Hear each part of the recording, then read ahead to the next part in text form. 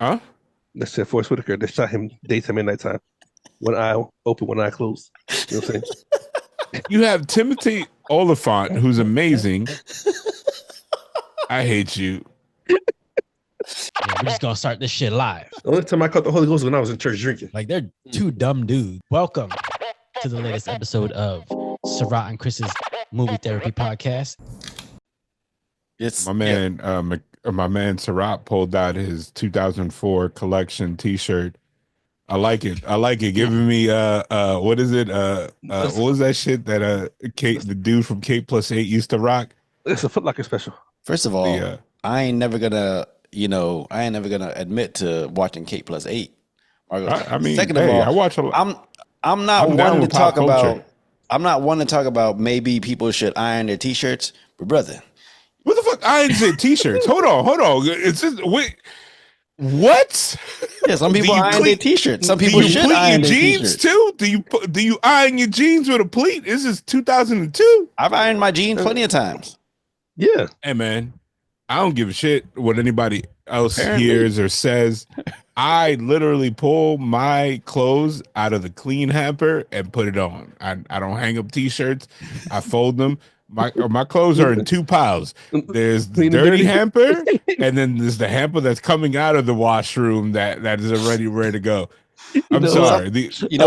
Marco. Somehow, hold on. Somehow I believe that. Somehow, yeah, I can see that. Or if I want to dress to impress, I throw it in the dryer in the wrinkle setting. The wrinkle release. Yep. And then I'll be looking fresh. Cause hey man, I don't care how old you are. Once you put on pants, I'm talking about pants, not jeans. Once you put on pants, they get wrinkled regardless. So I ain't gonna do all that. You got to start to, man. I know. Spray starts with the lemon scent. Nah, man. Nah, that's my work people for you? never did that. Looking nice is too much work for you. I mean, I'm at work. Who am I? Like, my coworker is my dog, PJ. He's upstairs taking the longest nap. Matter of fact, I might fire him. He's been sleeping for 2 hours. Okay, but let's talk about this for a minute. We dealing with Asia right now. You know they run every wash and fold in the States. I was not gonna fall for that bait. I looked at Sarat. I don't know if you said. I don't know if you saw. I went, nah. I don't go for the low hanging fruit.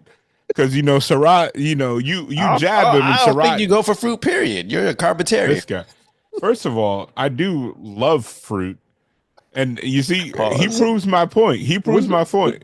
You on a hot dog. You jab Sarat, and Sarat hits you with a bat. It's like, bro, what game are you playing? Like you'd be like, oh, that's why you showed, and he'd be like, that's why your mom died, and it's like, god damn, motherfucker. I'm more creative than that. And that's why you didn't get approved for that loan, and you're gonna be. That's why your mom look like ODB. What the fuck? Oh shit! Like, I thought we were friends. Well, speaking of friends, welcome to the latest episode of Sarat and Chris's Movie Therapy Podcast. It's your boy Sarat, aka Makazi. It's your boy Marcos, aka Dominican Delta. How's everybody doing? Just throwing up gang signs like "Que lo que, mani, hey." That's not gang signs. That's your order. It's the boy Chris Brown, aka Red Fort Delta, Batman, Scoop, Wu-Tang Clan. Here I am. Let's do it. You know what I'm saying? Hey, do what you gotta do, man. All right. So the reason why I said that is because in this movie, we had friendships put to the test because you had a group of people that took part in something, and then you kind of saw that fractured, and you saw everybody go in different directions. And this is a crazy movie, This movie I picked this week.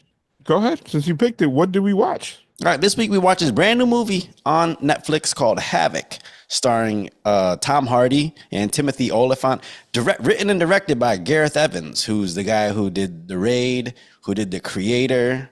He also did, I think he did Star Wars, right? Rogue One? Yeah, I believe he did. That would include why Rama and all those guys was in it. Yeah. But yeah, it was a crazy movie. I didn't know what to expect, but if I see Gareth Evans and Tom Hardy, I'm gonna turn it up. Oh, okay, that was Rama. Okay, I thought I was shipping for a minute. I know I've seen this before. Yeah, I don't think he was in the movie. I'm saying he typically uses Rama and a couple other cats. The Thai collect. Is it Filipino or Thai? I forgot where they're from. First of all, they're Indonesian. You racist. Indonesian. You Just say racist. Asian. I do know that they're Just say Muslim. Asian. You can't go wrong with Asian. Yeah, you can't you can't have an issue with me calling you Puerto Rican and then do that to them. All right. No, because we're two different people. Same with the Thais and the Indonesians. Yeah, still see expansion cut people's faces up. No, I believe I feel like Rama is from Thai. Well, I don't know, man. I know they practice too much. No, they practice. I believe they're Muslim, which is cool. It's kind of like I went into their whole background, going on a tangent, just finding out like I didn't realize that there was like a huge Muslim community in Indonesia and Asian communities, like, and it's legit, and it's like fascinates me even more. They Muslim like, too. Huh? Who? I said not just Chris. They Muslim too. Must I eat pork? I was about to say, like, that's Muslim. New to me. Chris is married to a white woman and eats more pork than I'm more pork than both together. Yeah, right, I mean, okay, off rip. Did y'all like the movie?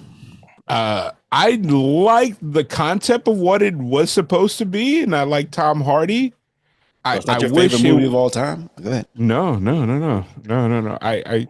I watched this twice. I don't know if I will watch it again because it's one of those movies that's never going to be on TV. It's going to be on Netflix. So, like, it's kind of like okay to me. Yeah, I put it up there like Bright, like what is it, Brightburn, or which is the Will Smith alien movie? Right. Yeah, like I saw that when it came out, and I was like, all right. Like it's definitely not like what is it, Day Shift, like the Jamie Foxx Netflix vampire movie. That movie I watched over and over and over again. I always put it on because like that was a cool movie. Yeah. Mm-hmm.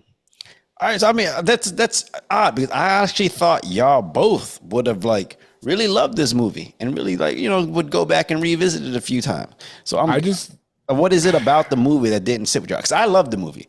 I actually really liked it. I like the concept of it. I like the way it was shot. It looked like they did a lot with a little, as far as like settings and like budget and everything. Yeah, but I mean, I thought it was really good. I thought it was very what is it, streamlined as far as the story goes. I feel like when you have Gareth Evans, excuse me, and they like the poster even looks like the poster from the Raid, and they use it in the promotional material. I thought it was going to be more brutal. There was I didn't dislike it, but I just thought that the story could have been less convoluted. Like at the end, like the action to me, like it didn't make sense, and certain deaths in the movie didn't make sense. But I don't know. Like I think it got too wound in itself to like make sense. Like it was so many double crosses, and I felt like we only got 2 true action set pieces. Everything else was just revolving around that.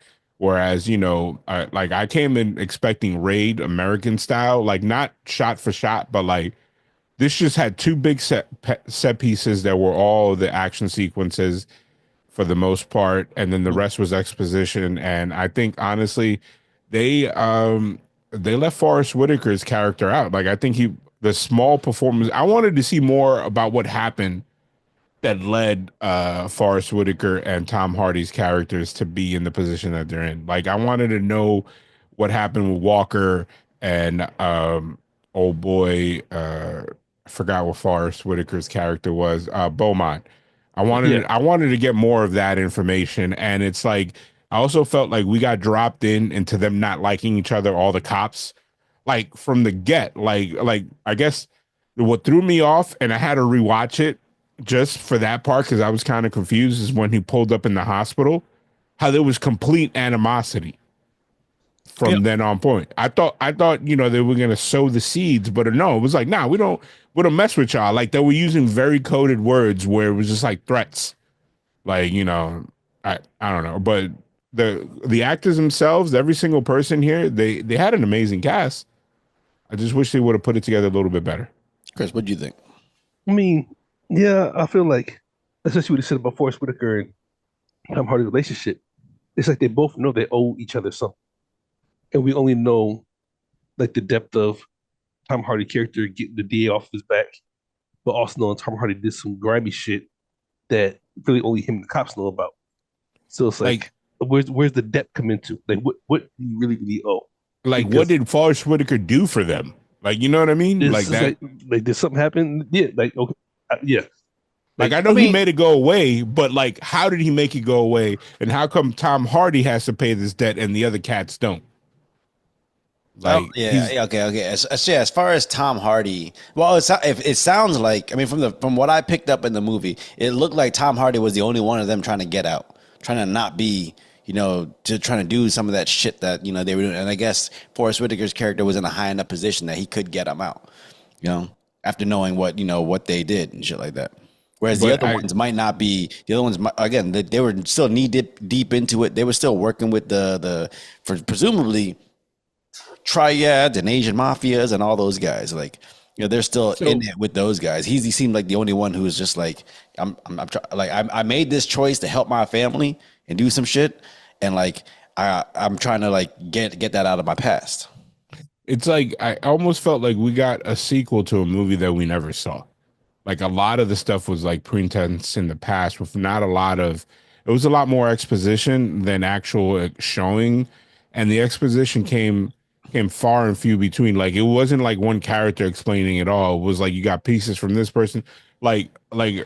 Offset, I wanted to know whose idea was it to go to Forrest Whitaker and what did Forrest Whitaker really do and why was everybody working for him but Tom Hardy seemed to be the only one that was like directly under his thumb because he could have I even went back and watched the Was dialogue. everybody else working for him? Yeah, that's what I don't know. they did I'm fuzzy on the they area. referenced it I just because I took it as again, he's in a high enough position that he knew what they did. They stole clearly from other some drug people or whatever, and then they ended up killing that undercover cop. Mhm. yeah, But I didn't think any of them worked for Beaumont but directly. I think they did because I think it was kind of a throwaway line that Vincent Timothy Oliphant's character was like we both done dirt for what's it called for Beaumont. Like they were referencing the witness thing, the witness that disappeared during his prosecution, but they didn't really like in the beginning when they open up the movie and Tom Hardy's already like killed that guy. I think that was the witness that they were talking about referring to. Yeah. But they didn't nobody said why it was Tom Hardy doing it. Like he had them all under his thumb, but particularly Tom Mm. Hardy was like the dog that he would send all the time. Nah, When because when I they was felt like Timothy Oliphant's character was more vicious and more calculated. yeah, but when they was robbing the place or whatever, and the undercover cop came in as a maintenance dude, Tom Hardy attacked them first out the Yeah. blue, and then they figured out who he was, and then I don't know the other dude's name, but the other cop shot him. Like, nah, we Yeah, got Vincent. okay, you know So what I'm saying. So Tom had to beat the dude. Like, we got to give it his body. He's rolling him down the fucking ramp. It yeah. But put him that's what I'm in the saying. creek with I him. think one of the reasons why Tom Hardy's character felt like he was kind of his Forrest Whitaker's go-to guys because he's the only one trying to get out. Everyone else, it seemed like they were just fine with being a crooked cop, doing whatever they were doing. But he was No, I don't think he was trying to get out. I think he was doing that so he wouldn't get exposed. no, but I he think said at he the literally told him, end, he goes, I'm done. He goes, I'm done after this. He goes, oh, I can get you your son back. He goes, I'll do that. He goes, but if I do that, I'm out. Like I'm done. I'm not doing this shit anymore. I guess I took it at a different way. I felt like he was saying, I'm done being your lapdog. I think he was done from the get. Like, I think anything that he did from the point after that cop or the undercover dude that shot was in order to try to atone for that. And Forrest Whitaker was like, all right, you don't want to do this. Well, I'm going to just let people know what you did. And then I think it was him like, yo, that's it. I'm not like, whereas Timothy Oliphant and he said it in the hospital. It was kind of like, yo, why are you still doing stuff for them? Because I guess the other group was like, nah, we don't care. Like they believe more like this, like Beaumont is not gonna come out because he's gonna incriminate himself. Like, you know what I mean? If he Mhm. says anything. And I think I don't Tom know. Hardy was the one that was shook No, I don't know. about it. I didn't take it like that. I took it as like he was done doing that crazy shit and like this was the thing that was going to get him out from doing that. I think the other guys, I think when they made that comment, they were referencing the fact that like, okay, he's still doing stuff for Beaumont, but they're doing shit for the mafia guys. They're all working. No, I think they were doing that. I think the mafia guys. You're always shaking like you riding a roller coaster or some shit. No, it shakes because when I move my mic, it's all connected to my bouncy desk. chairs that babies be sitting on. I think he got his laptop. No, my camera is connected to my desk, and so this is bolted to my desk. And whenever I move it, since it's bolted, not like attached, it's bolted, it moves the desk. Everything moves though. You move, the chair moves, the background moves. No, it looks like I move. It's because the camera bounces. I am not physically moving. Like, look, this is me moving. Nothing is moving. Okay. Oh man, so you got some Snapple today? Nah, that's the cheek juice. He brought back the cheek juice. Nah, this is a Snapple. You got a label on that one. And I brought something else if y'all were drinking, but y'all look like you're not drinking. I got my fruit splash ginger ale. Yo, this fruit splash ginger ale is, bro, this is my shit. That's too much sugar for me. That's too much sugar. That ginger ale. I said I ain't gonna say no names. When I got bit by the snake, and I let this lady to death, so I can put her on blast. But she was going to the store. She said, "You need anything from the store?" I said, "They got some ginger ale." She said, "That ginger ale? Yeah, I get you some." I was like, "Ginger ale?" I said, "Yeah, ginger ale." What did y'all like? Did y'all like the look of the movie? It was kind of hyper realism in a sense that, you know, obviously the villains couldn't hit the side of a barn, but for some reason these guys could shoot everything. So, but it's hyper realistic. That's like Star Wars, you know. But then you had that really grimy, gritty, you know, type of cityscape where you're not really gonna find a place that actually looks like that. I don't know personally. I ain't been everywhere. Maybe Chris can speak on that. I felt like it was Cyber 2077 type deal. Like that's the aesthetic, like a cleaned up version of Sin City. Yeah. Okay. And see, where everybody I thought Detroit. What's up? Damn. I thought Detroit. That was Was it set in Detroit? I thought it was Chicago. No, hell no. I think I'd peep that out unless they had a whole lot of CGI going on. Well, I mean, I think maybe they chose like that's the name of where it took place, but they didn't actually film or anything like there. I don't know. I felt like they took a city and then they kind of put CGI and stuff over it to make it look extra, you know, grimy. I mean, the opening scene with the car chase and everything, I thought was dope. Yeah. As a semi truck driver, you ain't moving that so much like that in no goddamn snow. I'm just saying. I was like, that shit look like that look like a comic book version of the opening of Fast and Furious. Look, how are you? Bro, Fast and the Furious was like, come on, guys, what are we doing here? I mean, it was dope, but I'm just okay. Yeah, like some of this shit ain't happening for real. You know yeah, but I mean, okay. So with the way the movie was shot and the look of it, like, is it kind of the kind of palette that you guys like? Do you guys like it a lot cleaner looking? Like, how did you guys feel when you guys saw it? I feel I like more cleaner. And I'm gonna go to the club scene. I felt like that fight scene could have been so much better, but it looked like it was just. I feel like it was going for trained martial artists, but sloppy. You know what I'm saying? Yeah, like there's one scene where it's supposed to be Tom. I'm gonna say supposed to be because I don't know if it's him or not. That does like a leg drop or a kick drop to somebody, but he still looks like he's walking through the air. Like his feet are so far spread apart.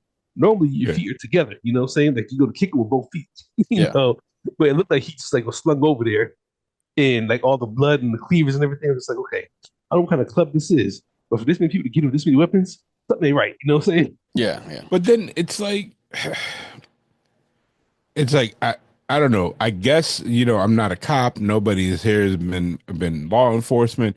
I felt like Tom Hardy's character, like Walker, got a lot of shit dumped on him. Like they didn't really explain why the precinct hates him, why his captain was riding him. It's like everybody felt like he was a dirty cop, but they couldn't prove it. But like everybody else was like, nah, these guys are cool. It was just focused on Tom Hardy. Like, what the hell? Well, I mean, he's the main character. He's the main character. So, okay, presumably, every one of those guys has that same kind of shit happening to them in some sort of way. But because you're following his point of view, it just feels like it's all dumped on him.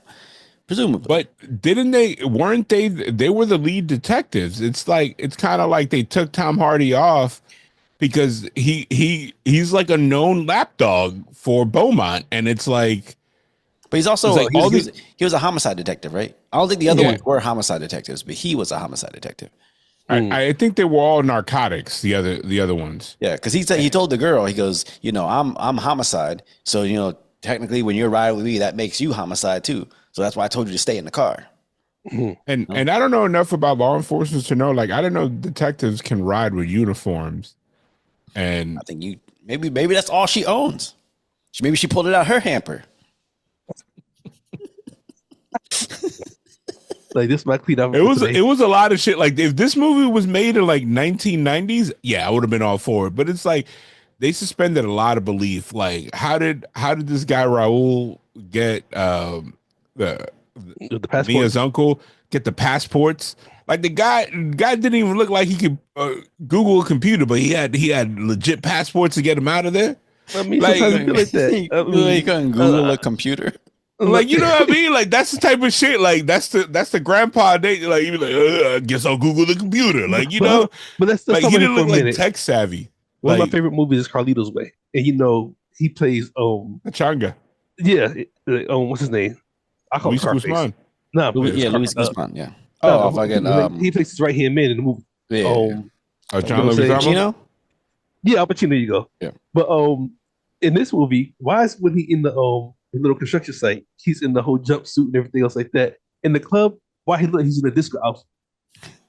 Maybe that's how he dressed up. He's going to the club. My man is like, oh, we gotta save my niece. Let me put on this outfit real quick. These platforms, bell bottoms, this polka dot shirt. The only thing that I agreed with him and was that I would probably sacrifice myself for my nephews. Like, you know what I mean? Like, I'll be that uncle. Like, yo, get out of here. Like, I got you. But his character, I don't believe that. Like, I guess they were like, nah, he's Hispanic. He loves her.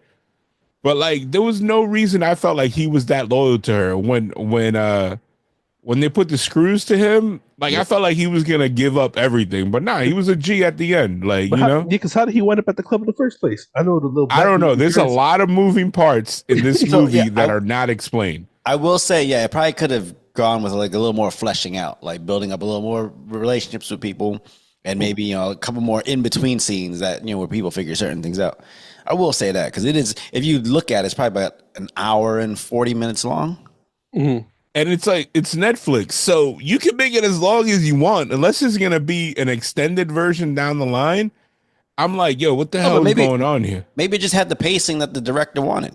I liked the pacing of it. I liked how it was fast moving. I felt like it was streamlined. So, I think sometimes, again, like you said, there was only 2 big action scenes, set pieces. So if you put a lot more time in there, it might not, it might feel a little more boring.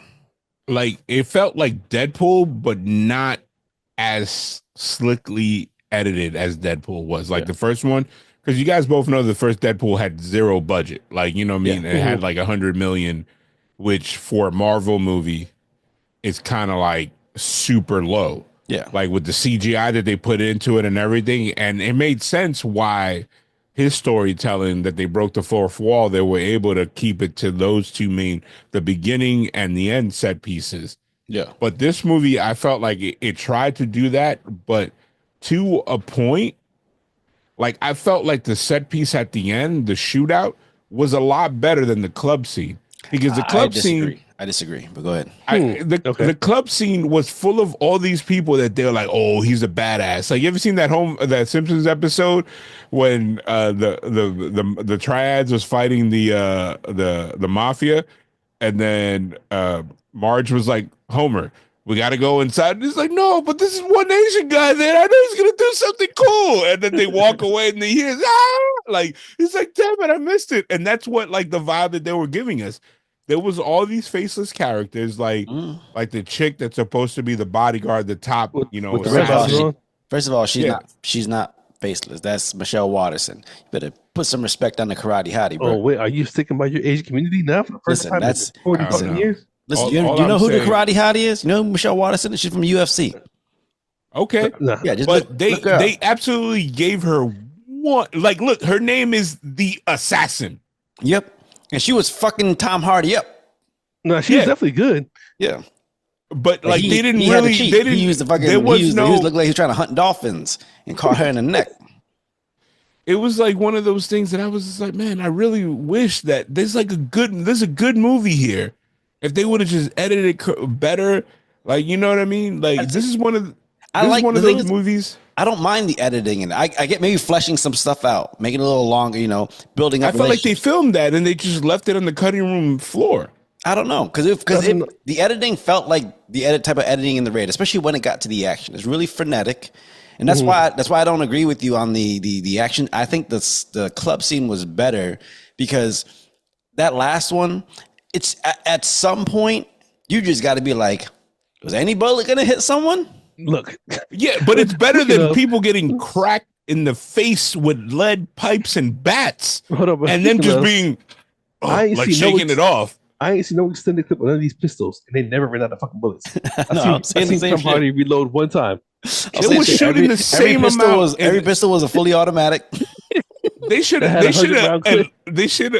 least panned in the crowd in the club, because they had to be like everybody died. And what kind of fancy club that they had these teenagers in? There was bottles there, and I was like, "What the hell is going on?" Yeah, but what about in the last scene when they clearly shooting up this house, everything's getting busted up, but Tom Hardy gonna hide behind a open bookcase that you can see through? I was like, that ain't the best cover, bro. Man. And then I like the club fight scene just because I felt like there was a little more creativity in it. It was definitely creative, and this is what I was trying to say earlier. If they were real martial artists, and which I'm not saying that they're not, because I don't know how much training they did, it probably would have looked better. The moves would look so sloppy. No, but the thing is, maybe it's not supposed to look like clean martial arts. Okay, because that's like sometimes if you get fucking a cop character, and all of a sudden with no explanation, he just all of a sudden pulling out spin kicks and stuff. You're like, it just looks like. I mean, I don't want to say fake, but it doesn't. It's like John Wick. John Wick doesn't do clean action, but it looks good though. No, but they want, like you can't. John Wick. No, he doesn't. Those fight scenes are amazing. They look legit. No, yeah. I get it. But what I'm saying is, when he throws a punch and when he does stuff, it's never a clean punch. It's never like a smooth hit a pose and go. It's probably shot cleaner so you can see it better. But that's what I mean. I feel like with this, they went like frenetic, kind of like Jason Bourne. But the action was meant to be a little sloppier looking because it's not like a legit martial artist doing it. It's guys in a club. I mean, but okay. I don't know. I'm still begging differ with you on that. If you go to John, I'm using that, Marcos. I'm using that face as your thing. no, because I'm sitting there like Donnie character. We all know that man's a beast in real life, and Keanu Reeves is a beast in real life. They practice, but they still played the role like they weren't that good. You know what I'm saying? Yeah, like him being a blind, like he looked legitimately blind in the movie. Yeah, I get it. Saying?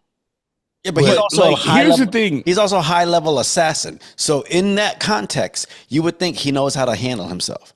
So if he throws a smooth punch, you'd be like, it's believable because this is a motherfucking blind dude that's also an assassin. So presumably his skills is up to par. These are just some little shitheads in the club.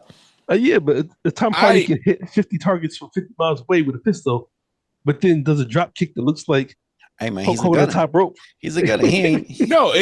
And then the thing that annoyed me, because I was like, I felt like Gareth Evans did not want to pick on the side of what he want, because in the beginning of the fight scene, or like towards the beginning of it, when Tom Hardy power slides and like does like this UFC takedown with his legs, I'm like, so we're insinuating he knows martial arts, but then he's over there like fighting like a dude that's just. We're insinuating that he knows grappling, and which he does. He's also he's a trained Brazilian jiu-jitsu guy who's won tournaments. Yeah, I know that, but see, but I don't know, man. It's like it still looks sloppy on camera. No, but I'm saying I think for his character in the movie, it was supposed to be sloppy. That's why, like when he fought again, the assassin girl, her punches and kicks and everything else was a lot more crisp looking because she's a fucking bodyguard assassin. And was he supposed to be a drunk guy? Like, is that what they were trying to say, that he was a has-been? Because this guy's cardio was a lot better than trained assassins that are half his size. I don't think has-been means a drunk, bro. Has been just means that you fell off and you're not doing, No, but I mean, as like good as he you was used to. like it's kind of You like, a has been. look, this guy. You are. Okay. Just because you look at that fucking Knicks shit proves it. You brought it. You brought it in. Shout out to Jason Tatum's Achilles, bro. My man is cosplaying as that kind of Kobe. talking. That kind of talking, which might get him in trouble. You might put some shit in the universe. Yep, ain't no might. It already happened. I sensed it. Yep, Jaylen Brown's gonna have to actually put up 55. It don't matter. He ain't gonna do 2 games in a row. You never watch know. him. You never know. So this is what I realized about this movie. This movie has been pre-production since 2021. And it was supposed to be a Gareth Evans exclusive. Like it was supposed to be some sort of remake, and then they ended up doing an original title.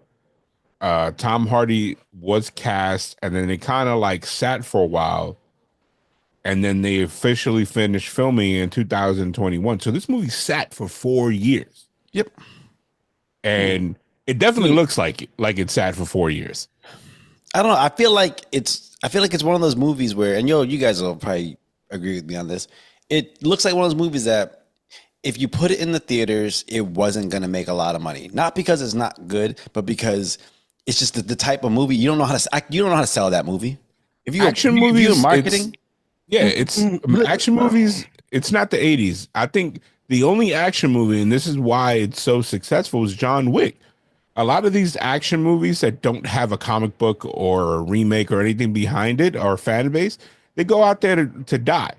Look at Novocaine. Look at what's it called, the one that we did, the Heart movie, the one with the dude. Love Lies or Love Hurts. Wolf yeah, Warrior? Love Hurts. Yeah, I Love said Hurts. Wolf Warrior. My bad. No, Love Hurts. Yeah. It's like these are action movies that are original. That I think they put them out there. They're sensitive. They're not sensitive. They're like a decent budget that they expect to make everything off of digital sales and streaming rights. You know what I mean? Look at this stuff, because look at this. Love Hurts, in my opinion, had a decent storyline to it. Was over the top, and it was a better movie, in my opinion. I thought it was a better movie. Okay, but because it had a good storyline, so that you keep up with. Correct. John Wick. The storyline was they killed this dog, their wife gave. But the action was so good, they sold the action. You know what I'm saying? It was the basic thing. When I look at the raid. Okay, go ahead. No, look at the raid. Sometimes I go back and watch the preview on YouTube just because the preview sold the movie so well. But it didn't do great in theaters. It didn't do great in theaters because it was foreign. Who knew about it? I knew about it because of you. No, but what I'm saying, okay, then this is what I'm saying. Okay, so John Wick, I think one of the reasons why you can market that movie is one, the story is, surface level, but the story becomes actually a cult classic. Oh my, all they did was he did all this shit because they killed his dog. But when you're when you're marketing it as it was the director of first of all it's Keanu Reeves who comes with a fan base. The director is the same guy who did all the stunts for like The Matrix, who also worked with Keanu Reeves in The Matrix. So when you're putting those two together, you're like, oh yeah, I remember Keanu Reeves in The Matrix. I at least know the action's going to be good. So that's how you sell it. In there. Yeah, so that's how you sell it. Like, shout out to Keanu Reeves for number one, working with his stunt double, which is the guy that he did Man of Tai Chi with, and also his trainer. Yeah. And the director, like he circles back, like, yo, you cool with him for life. Yeah. But the director is actually the dude that was it's either David Leitch or Chad Stahelski. He was the stunt double for Brandon Lee in The Crow. He's the one that took over and did all the stuff after Brandon Lee died. Yeah. So I really like the fact. So this movie is not bad, but there's movies that came out before it and after it that have done this better. Name one. Name a couple, actually. Okay, I can definitely name a couple. I think both Extraction movies did it better. The same action, mindless action. Like nobody thought about Chris Hemsworth as a hand-to-hand guy.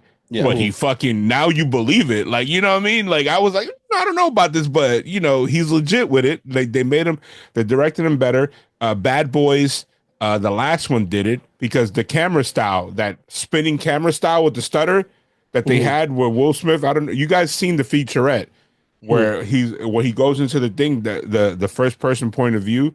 I think to an extent Novocaine did it better. Which one's Novocaine? Novocaine is the one where the guy couldn't feel. Came up like a month or so, but he couldn't feel his he can't feel pain.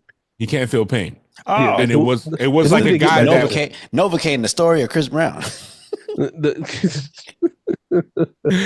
And honestly, Love Hurts. When I'm saying about original action that has a limited budget, that has a good director and somebody, and I think it was just a waste of the cast. Because look who they have here. We have Forrest Whitaker, we have Tom Hardy, we have Luis Guzman.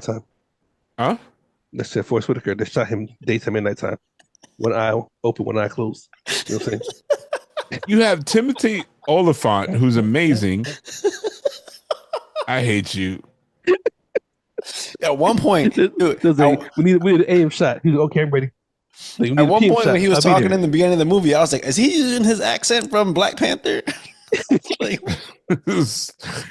or my favorite Forrest Whitaker movie, a movie that he did with Keanu Reeves, which is like, I think Kings of something of LA or some shit. When he's like, wait.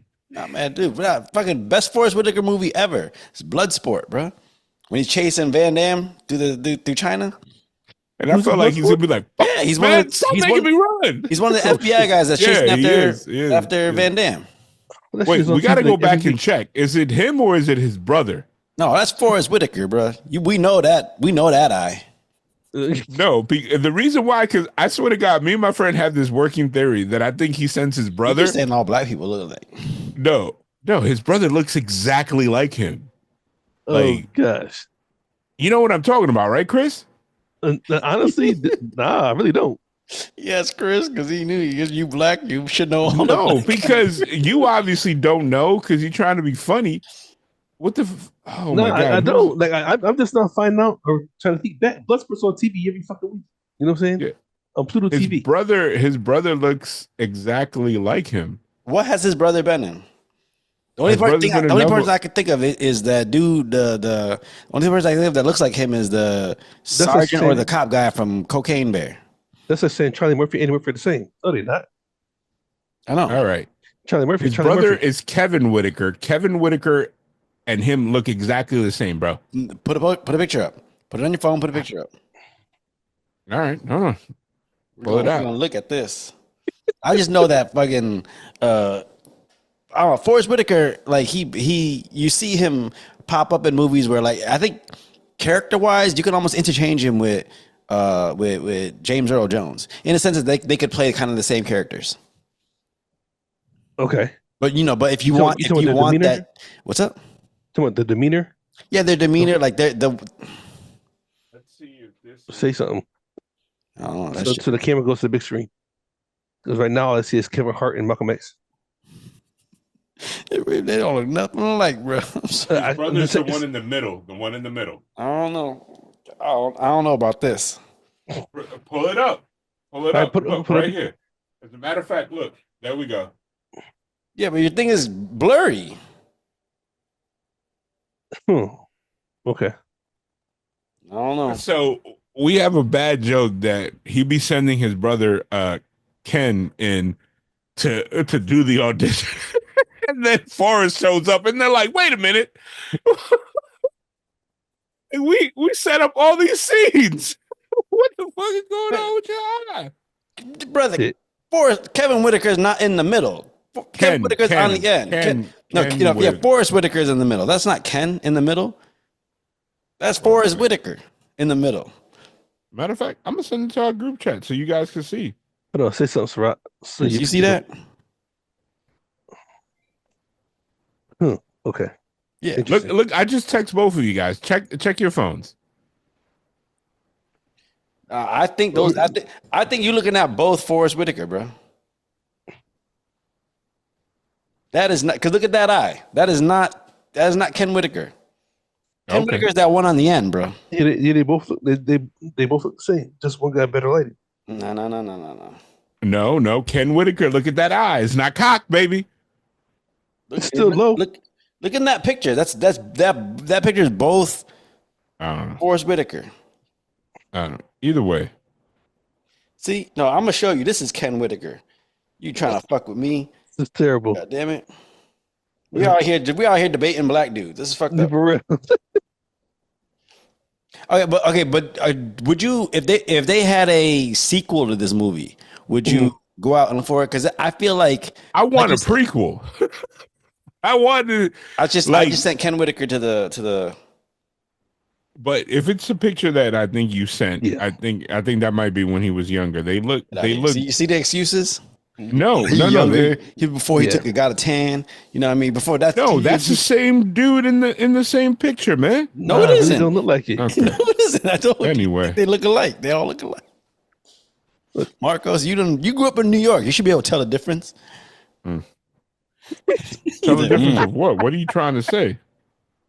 Oh man. Yeah, but yeah, would you guys want to see a sequel or another if they did something either prequel or sequel to this movie? Was there enough? Was there enough there to pique your interest? I'm a Tom Hardy stan. I love everything he's in. Tom Hardy, John Bernthal. Yeah, I mean, because it's something that I enjoy. I enjoy their acting. You know what I mean? They're good. Okay. Certain people are intense. Like who to a certain point that I would watch anything he puts out is the guy that played Zod in Superman. First of all, I don't like canned food. So anyway, you don't the eat guy spam? that played the guy that played He said you don't eat spam? That's what he said. I've ate probably spam twice in my life. I'll get out of here, bro. Spam and You rice. you like ravioli? Everybody likes ravioli. Nah, bro. You got to be kidding me. I had a Raviolis is Dominican mom. empanadas in stew. SpaghettiOs? I had a Dominican mom. She never bought us canned stuff. All jokes aside, I didn't have mac and cheese from the box up until I was like a teenager. Beans out of the bag. You should rehydrate them overnight. You should never use black beans out the can. Yeah. That's old school cooking right there. Yeah. Doesn't everybody know about that? Rehydrating the beans? Yeah. Yeah, that's where I remember the first girl that I dated that cooked Spanish food. I was like, why are you making canned beans? I thought the beans were cooked already. Like, the Goya can. I was like, so you just reheating them? I was like, that's not even cooking. She's like, no, you still got to cook them. And I was like, I don't know about that.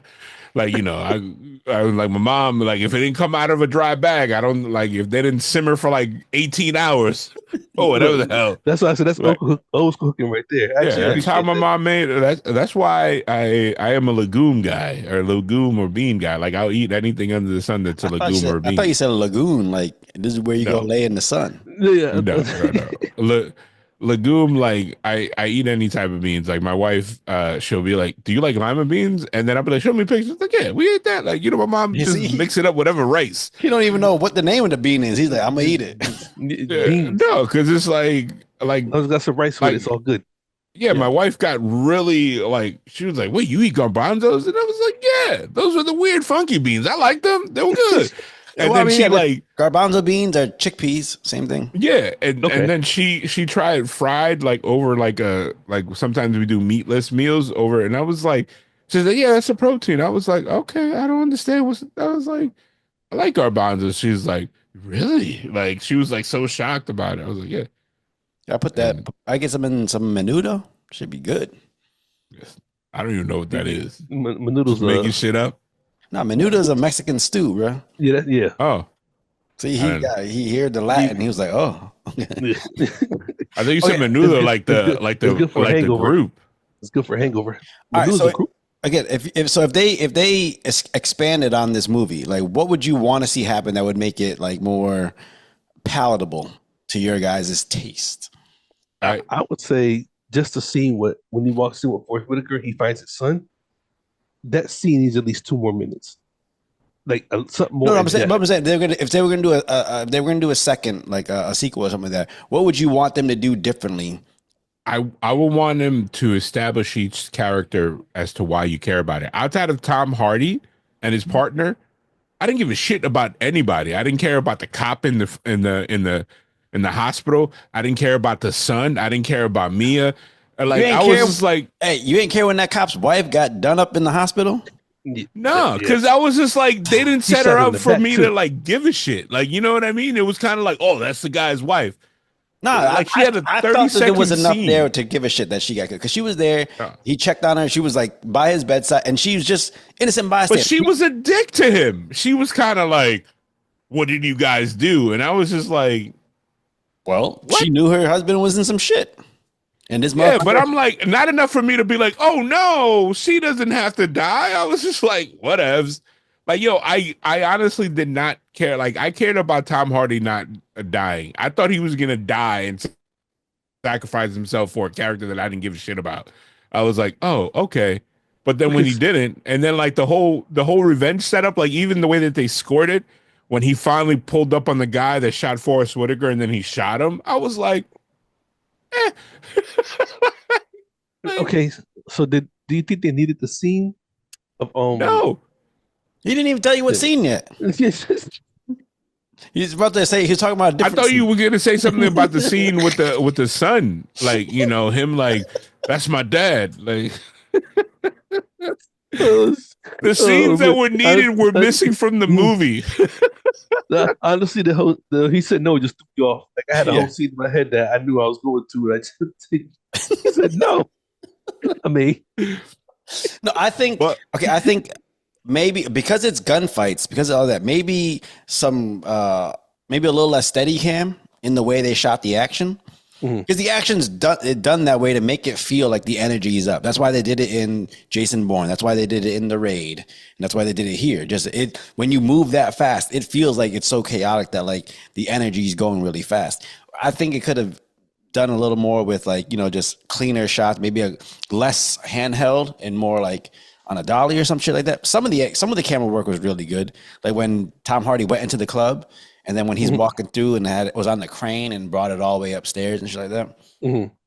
But there's certain things that like there was no consistency. Like there was points where Tom Hardy was getting his ass whooped and he was like selling the injury. And then there was other moments it was like, yo, he definitely got hit with a pipe across the face. And then he just flung it off and just kept fighting. Like, no, like, oh fuck. It was like whatever. And then like I actively thought that the assassin, your favorite girl, Michelle Waters, the UFC chick, I thought she was gonna get up and pull the thing out. Like that shit was through her neck, bro. Like I felt like it was coming. Like when she was gonna like ended up shooting him or something, because I was like, they made her like the freaking cyborg like this entire movie. Like she never got hit, and it was like, and then how did Luis Guzman stop like 85 people with a revolver from like a six shooter pulling him? Yeah, like pulling him off the freaking door. Oh man, it was so funny. They had that, and they put the focus on that six shooter a couple of times, even when the mom was about to kill the dude. But like they pulled the trigger, that shit was automatic. I was like, what's going on right now? This is not the Expendables, you know what I'm saying? Yeah. Oh man, like that's us getting that. The scene where the girl goes knocks on the door with the domestic violence issue. You think that scene was needed? Oh, say which scene again? Well, the female cop knocks on the door with the domestic violence issue. Oh yeah. You think it was needed? Like I don't think that was needed. I think it was supposed to be her introduction into Tom Hardy and like doing their relationship, because you know when he tells her, he goes, hey, you're in my car with me, like you're an extension of me, kind of thing. So I think go ahead. But if I missed something, like what did she sit in the car? Is she heard something? I don't know. I thought, okay, again, like she said that she heard arguing and from 12 floors down. Here's the thing. Apparently the wife was screaming out of the window. Here's the thing. The way it started, I thought it was gonna build up to where she was related to that girl or something like that. I thought the way it was set up, it was like she was there showing up, you know, to get her sister out of there that she knew was in some shit. But it turns out here. It was just to set her up as being this innocent good cop, which they could have done with exposition. But it's better that scene was needed. Well, in some cases, I think it's better to show than to tell, and I think in this case, like I don't think it hurt it.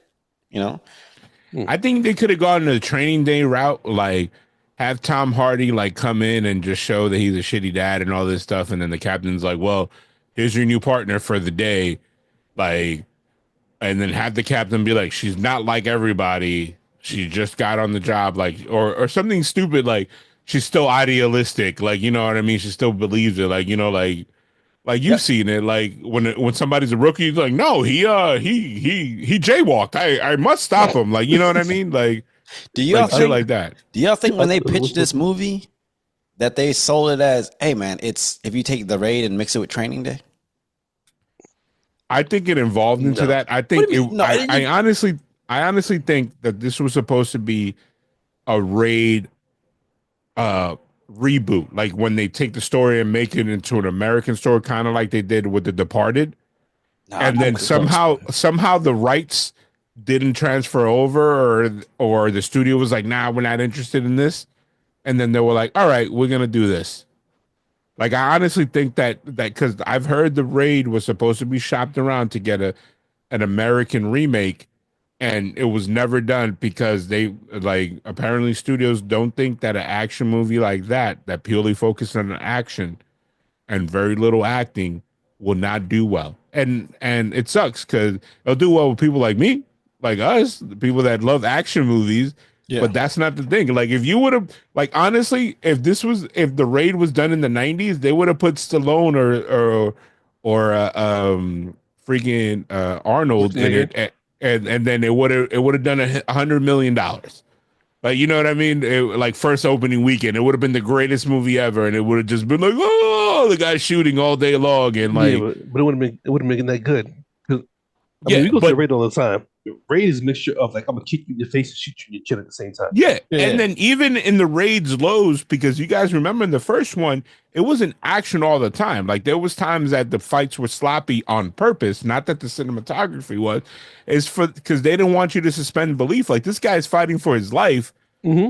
and just try to get out. He's not out there like, you know what I mean? If it would have came out in the '90s, any action star would have just been like not even broken a sweat. He would have killed an entire building. Look, I can tell you the scene that made me look at Raid differently when the movie started is when Jaka I think they're in the room trying to fight and they try to cover the refrigerator with the door or whatever. Mhm. Yeah. And he body slams the dude.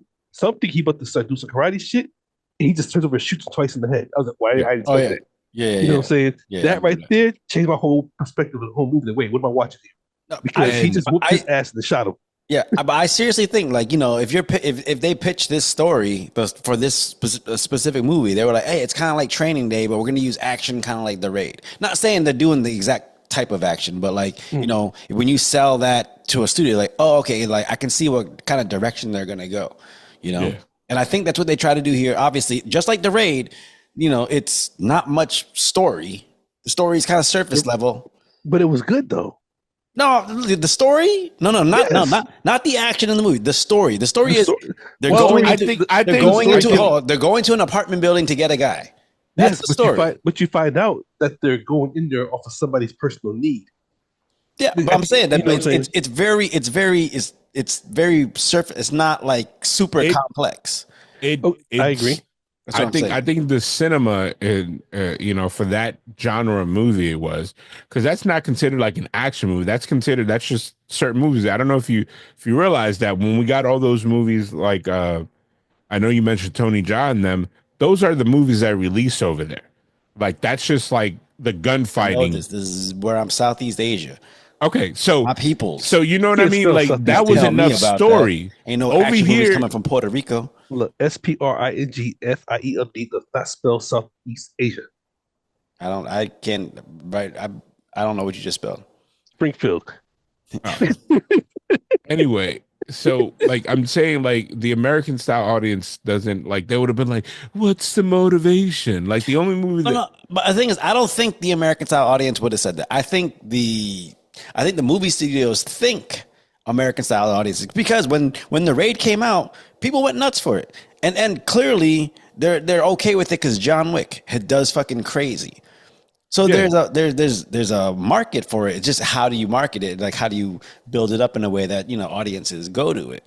I think also with the market, there's also studios that are scared because there's only certain action films that do well. If you think about it, pure action movies that have this gun violence, like a la Wick, like The Accountant, and The Accountant like leaned heavy to more of like a buddy cop thing in the second one. Yeah. But it's like none of the like everything is marketed as a thriller. Like, you know what I mean? Like here's an example, The Amateur. You guys seen that with the previews to that about the I think I've seen the previews of that. That's what the dude from with the teeth. Yeah, Rami Malek. Okay, gotcha. Rami Malek. Yeah. It's like with the teeth. Yeah. Well, his teeth are not like that, but he was wearing the Queen the Freddie Mercury prosthetic. But it's God. like that movie, I'm pretty sure probably started out as an action movie, like a fish out of water kind of deal. And then they turned it into a thriller. And then if you read the reviews, that's where it's like this movie did not know what it wanted to be. Like it starts off as a revenge plot. Like, you know what I mean? Like here's an example. What's it called? The Bronson movies. You remember those Bronson movies? Like Death Wish? Death Wish. Like they were mindless movies about revenge. And then you get the Bruce Willis movie, which I enjoyed. That was based on the Zodiac Killer. It's based on a real dude. What? Death Wish? Really? Yeah, Dave Toschi. It's about Dave Toschi, the detective that was chasing the Zodiac Killer in San Francisco. Oh, I thought it was. I never fully seen all of them. They all blend together. I thought he was out there shooting people. It was based on that. I don't know if they used the actual character, but it was based on that actual, like, what was going on then with the so the cop went and started killing people in retaliation? No. What happened is they used his character and kind of made him a no name or a no nonsense type of detective. But back then it was Dave Toschi was chasing he was the most well known detective in San Francisco that was chasing the Zodiac Killer and trying to do all that shit. Anyways, all right, hold on. We're reaching the end. So go ahead. Final thoughts on Havoc on Netflix. Chris, you go first. I just say that it was something cool to watch, but nothing to brag about, in my opinion. You know, it's not that I didn't like it, but like I said, it's not like I'm gonna tell people to go watch it. It was just a movie to watch. You know what I'm saying? Yeah, Marcos, definitely better than Wolf Warrior. You know what I'm saying? He's Chinese. Just say it. Yeah. I guess I had my expectations too high, and it wasn't a horrible movie, but I expected more. The positive, my wife liked it. We saw it together, and she was like, she also felt like I felt like the movie was edited because like they pulled some plot strings that they really didn't address. Yeah. It was kind of like, oh, okay, we talked about this, but we're not going to talk about it again. Yeah.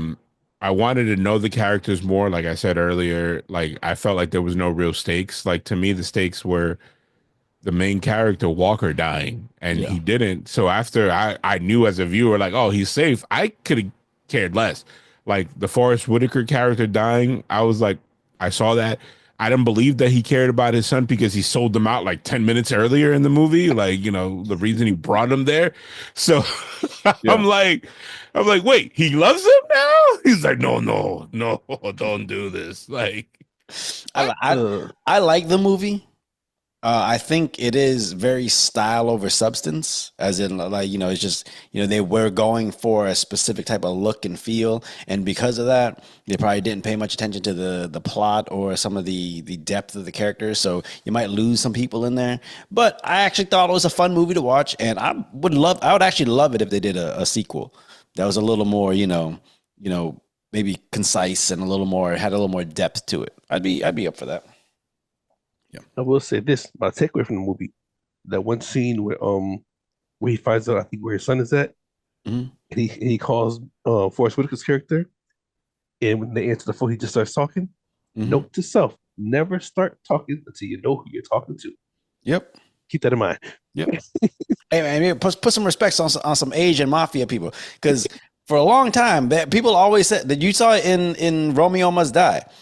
like Delroy Lindo was all about, I want to move up in the world. I want to try to be like an NFL owner. And the Asians were just like, nope, we're gonna kill everybody, take their land. So what's the respect on the Asian? Can we talk about my thing, the pointless part of this movie? You just brought me a whole different mind frame with Delroy Lindo and the Asians. No, we just saw soon. Keep going. So the mindless part is, why did the doctor kill that kid? After he stitched him up? Because the doctor said he sold him out. I mean, the kid said he sold him out. But then the doctor, because Tom Hardy says, this is what you're paid for. You got to let me know when these people come in here. But he didn't. And so then when the kid's like, oh, you sold me out. And he's like, oh, I got to fucking, now he knows. And also, where does the doctor dispose of this body? Like, I started thinking about that immediately I saw it. I was like, where's this guy going to dump this body? Like, you thinking too deep. Yeah, for real. How long does it take to digest before he goes for a run? All right, well, just go run. Go run. All right, well, that's the latest episode of Sarat and Chris's Movie Therapy Podcast. Once again, it is your boy Sarat, aka Makazi. It's your boy Marcos, aka at the Sunset Kid. And your boy Chris Brown, aka Red Foot Delta. You'll be good out there. Yeah, next time we will not let Marcos wear that dumbass chain on the pod. Horse shit. I don't know. Get out of here. I'm a warrior.